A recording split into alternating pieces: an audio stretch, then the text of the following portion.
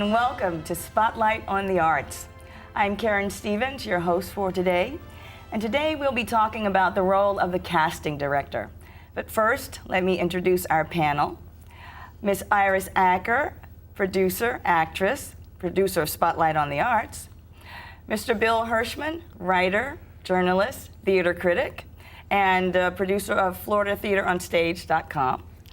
And also Mr. Michael McKeever, playwright and wonderful actor. And our special guest for today, which we're so happy to have her here, is casting director Dee Miller. Welcome. Thank you. It's so good to see you. So good to have you here. I haven't seen you in a long time. I know you might not remember me, but a long time ago, you cast me as an extra on Miami Vice, and in the remake of Where the Boys Are. Yes, so welcome. Thank you so much. I'm pleased to be here. So tell us a little bit, so that the audience knows what the role of a casting director is, what the casting director does, and a little bit of your history here in South Florida as a casting director. Okay. Well, first of all, a casting director is the person that basically pre-screens the talent for either the producer, the director, the advertising agency, whoever is going to be doing the spot or film or whatever. In other words, what we do is contact the various different agents locally, if it is a local thing, and have them submit to us people that fit the description of what that particular project needs. Whether the age, whether it's a mother, a father, it's a model, or it could be, almost anything these days. Then what we do is we schedule those people to be put on tape. We bring them in, we put them on tape, we have them go through the basic procedures that they would during the commercial. If there's dialogue, doing the dialogue, or just if there isn't dialogue, then we just ask them some simple questions so the director can get a feel for their personality, etc. Then that tape, it used to be sent FedEx overnight. No longer is that. Now everything is posted to the web. Whoever needs to review that can see it usually within an hour. And then they narrow down their choices from that. Sometimes they'll book right from that particular session, or they'll ask, they can't make up their mind, they like too many people, so they'll have first, second, and third choices, and they'll ask us to bring them back in and do what we call as a callback, and then we put them on tape again. Now, many times, that first initial taping, there is nobody present from the advertising agency, the production company, or even the director. They'll view it. But on the callback, many times, then the director will be there to make the final choices. How much say-so do you have, or if any, in the final choice? Usually not a whole lot. If it comes down to a situation where the director can't make up his mind between two people, what they'll do is ask our opinion as far as what experience have we had in booking that person before. Are they difficult? Are they easy? And then sometimes that can influence them. Mm-hmm. How long have you been in this industry down here in South Florida? As a casting director, yes. Over 40 years. But Wow. I started out as an actress, but not in Florida, in Chicago. And then when I moved here, continued doing that. And from there, I became a script supervisor. I was a production coordinator. I was a non-union agent, then I was a union agent, and then I became a casting director. What are some of the shows, some of the projects that you've been a casting director for? Are you talking about commercials or films? Yes. TV shows, everything. commercials, Everything. sandwich boards. The show is not long enough. I've had casting credits on over 60 feature films. Wow. And thousands of commercials. Some of the most recent commercials were National Geographic, Coast Guard of Florida, Walmart, Nature's Bounty, the paper towels. Sure. but what I'm also doing now, I've had my own office for all these years, or did have up until 2.5 years ago. I had 3 different offices during the course of those years. But about 2.5 years ago, the competition just got to be crazy. I mean, when I started out, there was only one other casting director in Miami, or South Florida. I think there's now 15. So it's not like it used to be, whereas they would call and say, okay, I want you to do this project, because there were only 2 of us. Now it's, okay, this is our project, how much are you going to charge? So now it's a situation where it's not always the one that, I will not always get it because maybe my rates are too high, or for whatever reason. Most of my clients have retired that I have cast for through the years. But so what I did was I hooked up with another casting director locally, Brad Davis from Marquee Casting, and I use his studio for whenever I have my own projects. Plus, when he gets real busy, I go in and help him. So I really have the best of both worlds right now. Plus, it's only 5 minutes from my house, which makes it absolutely perfect. So you have an unusually good perspective on this question, and that would be, is there enough work in South Florida to provide a living wage for someone who wants to support a family and stay and work in this area? Yes, but depending on what their category is. In other words, if they're members of Screen Actors Guild or Actors Equity, I can see that happening simply because the rates are much higher, and there is a residual factor that appears every 13 weeks where they receive a check for the length of that particular commercial. Depending on where it's shown determines how much that residual check is. And there are people in South Florida, there are actors and actresses that are able to maintain, a living doing just this. However, what has happened through the past couple years is that many of the clients now are doing their projects non-union. So therefore, the rates are much lower, and it's a situation where there are no residuals in most cases. What they'll normally do is pay one additional session fee to represent the buyout usage, and most of the buyout usages for non-union are forever, which is totally ridiculous because there is nothing that is forever. But they want that in the contract. So for those people, it's difficult. And I have found that many of the actors and actresses locally are doing other things. Besides, they're in real estate, they have products that they sell, they do garage sales, they do anything they can think of to make, an extra income. We've always called it survival jobs. Survival jobs. We all had them and have them. And I strongly suggest that. It's necessary. Because unfortunately, and everyone in this business understands, there is no guarantee for tomorrow. There is no way of knowing what is going to happen tomorrow. As a casting director, I don't know what my next project is going to be, if it's going to be tomorrow or next year. Dee, well, let's talk about quality of talent. We're talking about union and non-union. And are they just as happy with the non-union talent down here? Are you just as happy with them? Some of them. Some of them are very, very good, and they have chosen not to become union simply because there's more non-union work recently. And they're willing to work for whatever is just to work. And they're willing to work. And they probably are real estate agents or travel agents or something, and it's like a hobby. That is correct. Unlike what I call the professionals. Exactly, exactly.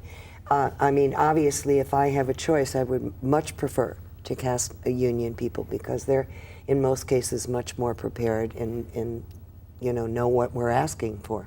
Yeah. You've done obviously a lot of casting.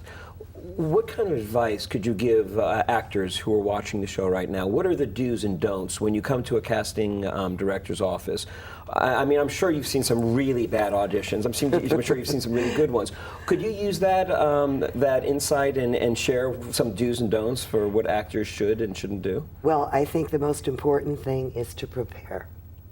In other words, don't ever go to a casting without being prepared. And being prepared means that you are totally aware of everything that is expected of you. I always suggest to talent to contact their agent and have the agent email them the information sheet that has been sent to the agent, which will give all the information regarding the casting, what it's for, where it's for, what it pays, if there's dialogue, etc., etc. And if there is dialogue, obviously, please practice that dialogue.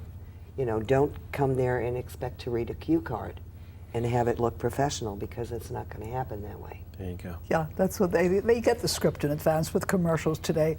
Nothing is done cold. No. There's no such thing, especially on the union Very, castings. very rarely. Yeah. Very But, rarely. You know, I get a kick out of remembering, and I mentioned this to you just before too, is that what I say was 27 years ago. I had just come into town, I think, and you cast. I say you cast me. I got cast in a film called Flight of the Navigator that's still running, that I still get residuals on. So talking about union versus non-union, there we go. I mean, not that I'm living on those residuals, which are this big now. Of course, the more long it is. And another film too called Whoops Apocalypse, which became, what do they call those films that was didn't with get Charlton good Heston, reviews? wasn't No, What's no, that? no. But they're Cult classic? classic or something, you know, Yes. kind of film that I had such good times on. And then the choices, the competition, it was fantastic. That town at that time.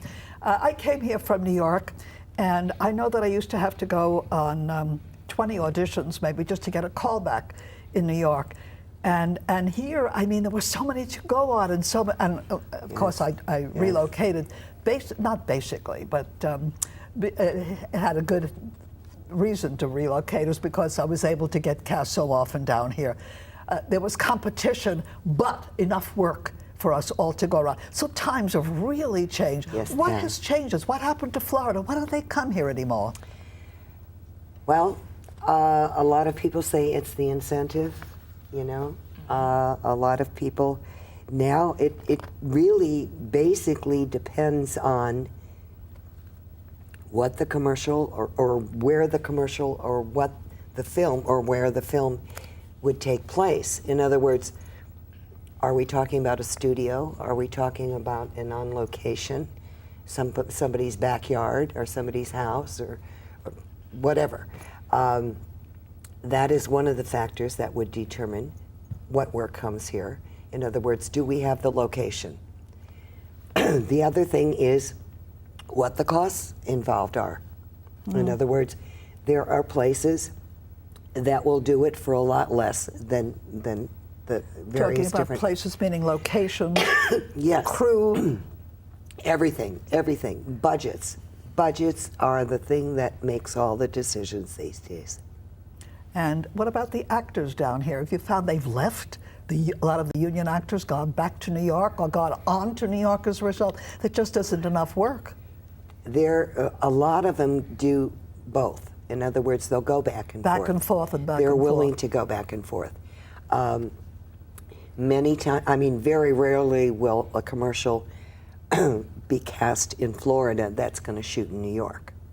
However, a lot of the really good actors and actresses have agents in New York.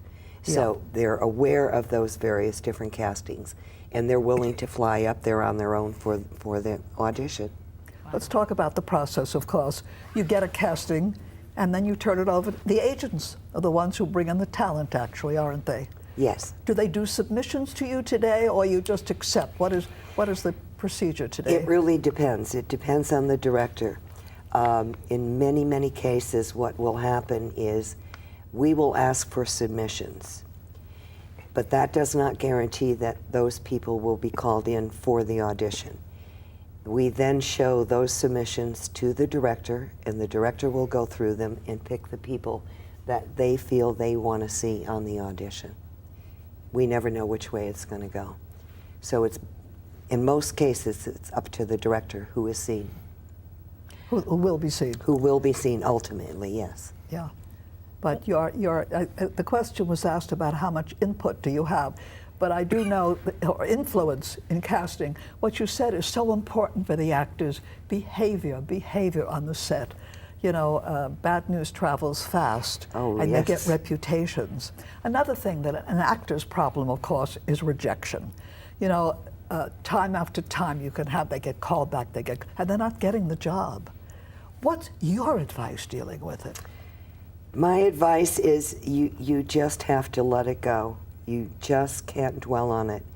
Number one, you'll never know. We never know, in most cases, why the director has picked this person opposed to another person.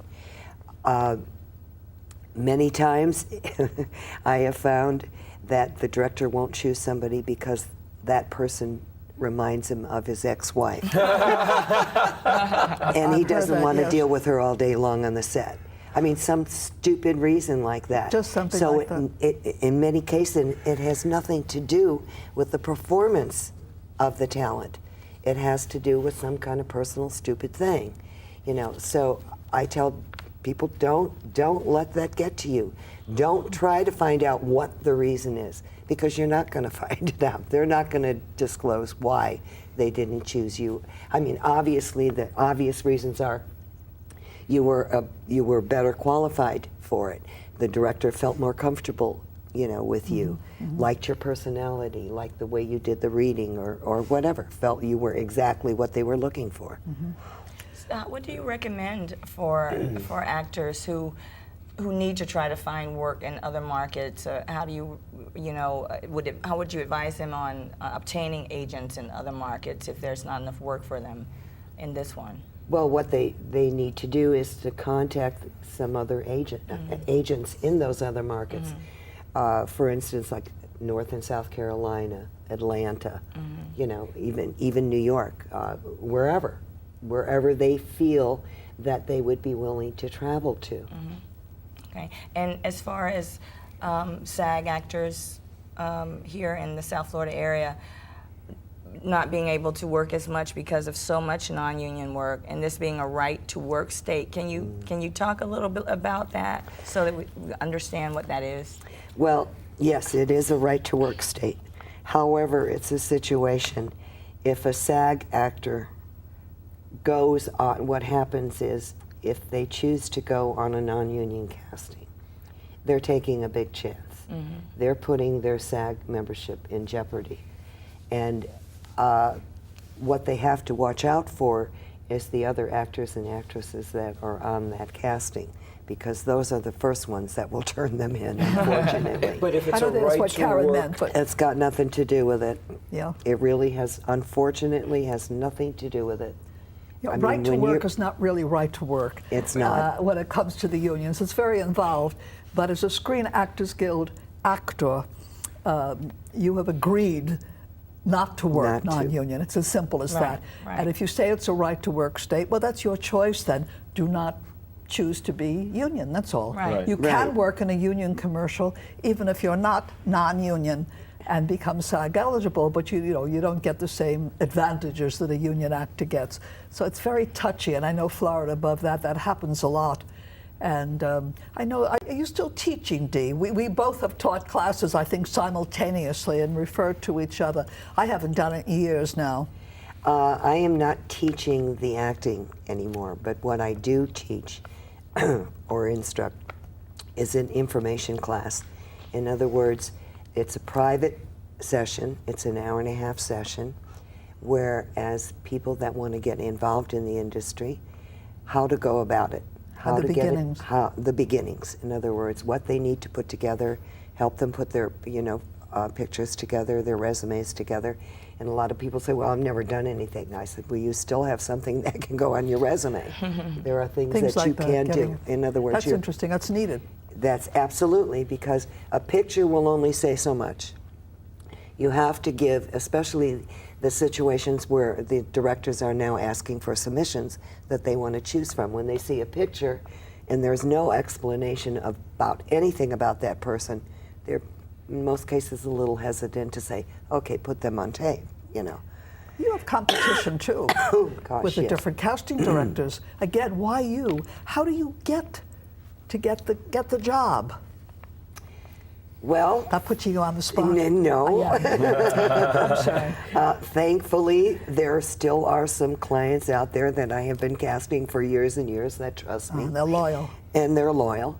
And then, of course, the new ones come along, and it's a bidding war. So, A bidding war. in other words, how much are you going to charge to do this? You know, so, and I win some of those too, even though my rates may be higher, sometimes they're lower. It really depends on the project. Interesting. Are there horror stories that you were asking about what are the do's and don'ts? Are there horror stories that you've got of actors and actresses that have come in and just shot their foot off? Perhaps literally. 100 of them, I'll bet you. Yes. Give us a couple. No names. No, not do. No, actually do. No, I'm going don't to have to tell you name names. what happens. What happens, not using anybody as a reference, okay. What normally happens is when they come into the casting room, there's usually a mark on the floor as to where they should stand. And I always tell people, please, and I tell all actors this, please listen to what I'm going to ask you before I turn the tape on, all right?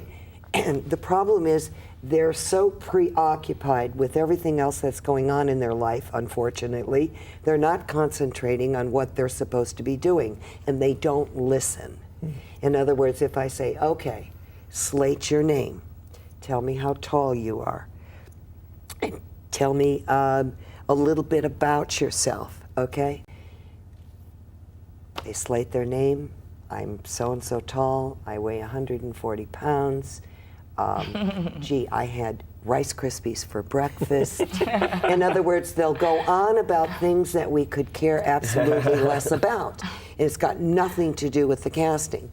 Right away, when the director sees that, they'll say, oh my God, I could never work with that person, you know, because They kill obviously themselves, right? they're not following directions. And that's the biggest thing.